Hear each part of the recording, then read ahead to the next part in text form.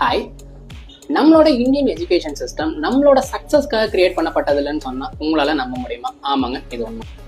1835ல industrial revolution பீக்ல இருந்த time பீரியட்ல பிரிட்டிஷோட எம்பியா இருந்த தாமஸ் பேபிள்டன் மெக்காலே அப்படிங்கிறவர் இங்கிலீஷ் எஜுகேஷன் சிஸ்டம் ஃபர்ஸ்ட் இந்தியாவில் இன்ட்ரடியூஸ் பண்றாருங்க. இந்த இங்கிலீஷ் எஜுகேஷன் சிஸ்டம் வெறும் எம்ப்ளாய்ஸை கிரியேட் பண்றதுக்கும் பிரிட்டிஷ்ல இருக்கிற கிளர்க் ஒர்க் அண்ட் அட்மினிஸ்ட்ரேஷன் ஒர்க்கை மேனேஜ் பண்றதுக்காக மட்டும்தான் கிரியேட் பண்ணப்பட்டது.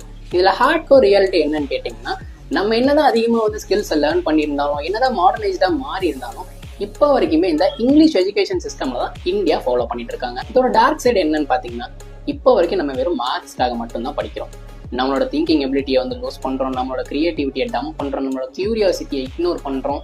இதனால நம்மளோட ரியல் லைஃப் ஸ்கில்ஸ் எதுவுமே லேர்ன் பண்ணிக்கவே முடியாது. நம்மள எத்தனை பேர் வெறும் மார்க்ஸ்க்காக மட்டுமே எக்ஸாம் எழுதி பாஸ் ஆனாங்கிறத கமெண்ட் பாக்ஸ்ல கமெண்ட் பண்ணுங்க. இந்த மாதிரி இன்ஃபர்மேஷனான வீடியோஸை பார்க்கறதுக்கு என்னோட சேனலை ஃபாலோ பண்ணி